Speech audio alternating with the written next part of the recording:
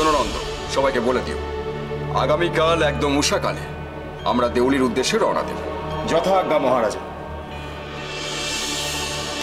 নীলামা, সব গুছিয়ে নিয়েছো তো? রাজন, আসুন আসুন। কাল ভোরেই চলে যাবেন? আর কটা দিন থেকে গেলে হতো না?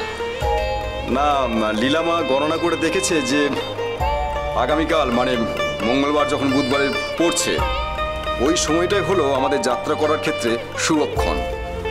তাই কি, তাই না নীলামা? মঙ্গলে উষা বুধে পা, যথা ইচ্ছা তথা যা। মঙ্গলে উষা বুধে পা, যথা ইচ্ছা তথা যা। বাহ, তুমি বেশ বলেছো তো। আমি সারা জীবন এই কথাটা মনে রাখবো। তবে বুধবার তো প্রত্যেক সপ্তাহতেই আসে। আচ্ছা রাজন, সামনের সপ্তাহের বুধবারে গেলে হতো না? না, পুরোপুরি ওই কারণটা বললে ভুল হবে। বাড়ি ফেরার জন্য একেবারে উদ্গ্রীব হয়ে উঠেছে। ওখানে ওর মা আছে, সখা আছে, ভাই আছে, ওদেরকে ছেড়ে এখানে এক দণ্ড থাকতে চাইছে না। বুঝতেই তো পারছেন মহারাজ, মেয়ের আদেশ, হাত পা একেবারে বাঁধা। আচ্ছা বেশ, আপনি একটু দাঁড়ান।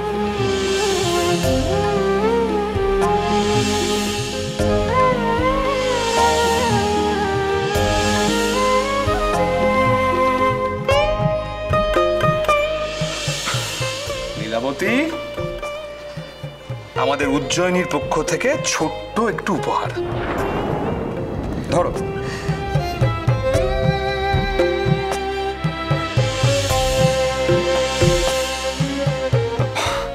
আবার এসব কেন? আরে না না, ঠিক আছে। কি দারুণ! আমাদের এখানকার হস্তশিল্পীরা এগুলো বানিয়েছে। তোমার পছন্দ হয়েছে? খুব পছন্দ হয়েছে। ওমা, সূর্য!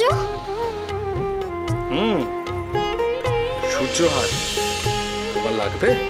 পছন্দ হয়েছে?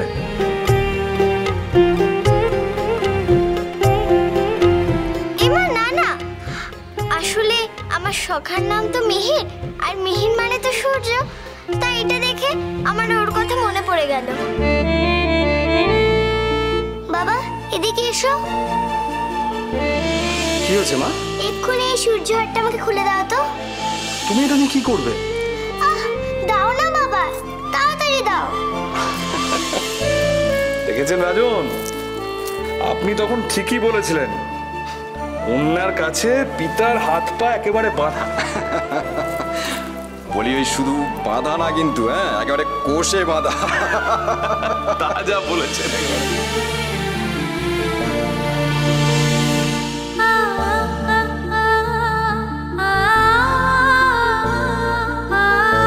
বাড়িতে গিয়ে এটা মিহিরকে দেবে, কেমন? এটা পেয়ে ও নিশ্চয়ই খুব খুশি হবে। ওকে বলবে এটা আমি ওকে দিয়েছি। আবার হিংসে করে নিজের নামে চালিয়ে দিও না কিন্তু।